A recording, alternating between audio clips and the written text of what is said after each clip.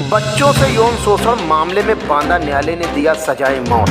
चित्रकूट जिले में बच्चों का यौन शोषण करने वाले सिंचाई विभाग के जई राम भवन और उसकी पत्नी दुर्गावती को बांदा की कोर्ट ने सुनाई फांसी की सजा। यह दोनों नाबालिग बच्चों के अश्लील वीडियो फोटो डार्क वेब के जरिए विदेश में भेजकर बेचा करते थे। कोर्ट ने जई और उनकी पत्नी को 18 फरवरी को दोषी ठहराया था। सीबीआई ने राम भवन को 18 नवंबर 2020 को चित्रकूट के एसडीएम कॉलोनी के किराए के घर से गिरफ्तार किया था। न्यायालय में पति पत्नी का दोष सिद्ध करते हुए भेजा जेल, सुनाई फांसी की सजा। किस प्रकार का फैसला सुनाया गया? आज सीबीआई का एक फैसला सीबीआई की चल रही थी। दरअसल ये अक्टूबर 2020 से सीबीआई को एक इंटरपोल के द्वारा एक सूचना दी गई थी कि एक व्यक्ति 3 नंबरों से छोटे छोटे बच्चों के 7 से लेकर 18 से 20 के बच्चे हैं, उनकी जो है सेक्सुअल असॉल्ट करती हुई पूर्ण वीडियो बना करके उसको इंटरनेट पे लोड करता है। और करीब 34 बच्चे थे।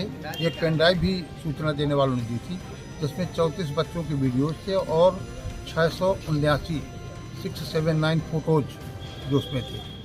उसको लेकर जब पेन ड्राइव मिला तो फिर केस रजिस्टर किया नई दिल्ली में सीबीआई ने, क्योंकि जुरिडिक्शन यहीं का था, बच्चे यहीं के थे।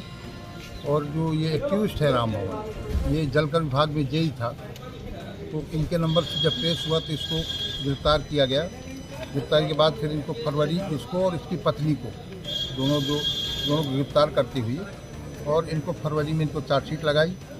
चार्जशीट लगाने के बाद ये केस चलता रहा, काफ़ी 4 साल तक चलता रहा। 74 विटनेसेस यानी 74 साक्षी सीबीआई के द्वारा पेश किए गए थे। धारा सिंह साहब इसकी जो है वो कर रहे थे, प्रस्तुत कर रहे थे इसको।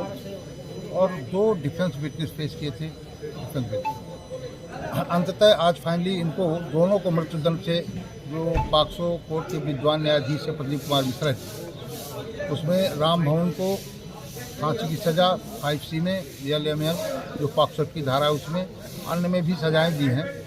मृत्यु एक में आजीवन कारावास भी दिया है। लेकिन अब चूँकि फाइनली उन्होंने 1 लाख रुपया जुर्माना उसमें भी कहा है, तो 5 वर्ष वो फांसी की सज़ा इनको और दुर्गावती को भी 120B का दोषी पाते उनको भी फांसी की सज़ा दी। और ये लिखा है कि जब तक इनकी मृत्यु न हो जाए तब तक इनको अंतिम सांस तक फांसी पर लटकाया जाए।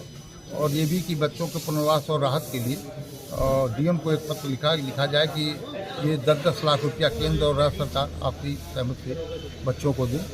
और ये जो धनराशि जो मिलेगी इसकी, तो वो धनराशि भी पीड़ितों को आपस में।